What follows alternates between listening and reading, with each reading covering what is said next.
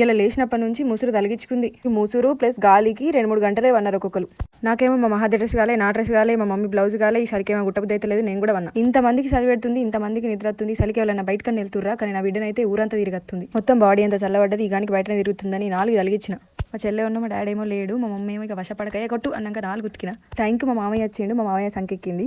ఈ మామయ్య ఏమో మా డాడీ బెస్ట్ ఫ్రెండ్. చిన్నప్పటి నుంచి చూస్తుంది మా మహాదేవ్, కానీ ఇప్పటివరకు ఒక్కసారి కూడా పోలే. ఎన్నిసార్లు ఎత్తుకున్నా పోలేదు. ఇప్పుడు మాట్లాడిన కాడ నుంచి ఇగో తాత బొడు తాత ఫోన్ చేస్తుండని ఫోన్ వచ్చినప్పుడు అలా తీసుకుపోతుంది, కానీ ఎప్పుడు ఎత్తుకున్నా పోలేదు. దెబ్బలు పడ్డా మంచిదే, కానీ మామయ్య దగ్గరికి అయితే పోయింది. మామయ్య ఫుల్ ఖుషి అయ్యింది పాపం. అందరు కొట్టుడు ఎందుకు అంటారు, కానీ ఆమె చేష్టలకు కొట్టకపోతే అస్సలు వినది. కొడితేనే వినదా అంటే ఇంకా కొట్టకపోతే ఆయనతో వినది. కొడితే ఏమవుతుంది వాళ్ళకి ఏమైనా తెలుసా అంటారు, కానీ అసలు మనల్ని కొట్టగానే పెంచిర్రా. ఇప్పుడు కొట్టకపోదును, కానీ కొంచెం జలుబైనా కూడా పండుగ లెక్కనే ఉండదు. పండుగ ముందు నాకేం తలకాయ నొప్పి అని ఒక్కడు ఉతికిన. మమ్మడ కూర్చుండి చెప్తే వింటలేదే అని పిలిచింది. మళ్ళీ కొడితేనేమో లొల్లి. వచ్చిన కాడికెళ్ళి మా లక్కిని మా సాయి గారిని అయితే విడిచిపెడతలేదు మొత్తానికి. వాళ్ళు మంచిగా ఊరంతా దింపకత్తురు, చేపలకు తీసుకుపోతారు. ఇంకింది తిరగత్తుంది. ఇది అప్పాలు చేసిందే నయమైంది. నిన్న ఈ ముసురుకి ముక్కుడేడా పెడదాము. 4 రోజులు ఉన్నాయట వానలు. సంవత్సరం నుంచి వెయిట్ చేస్తాం బతుకమ్మ కోసం. అసలు ఆడనిత్తదో ఆడనియదు. పడుతుందా వర్షం?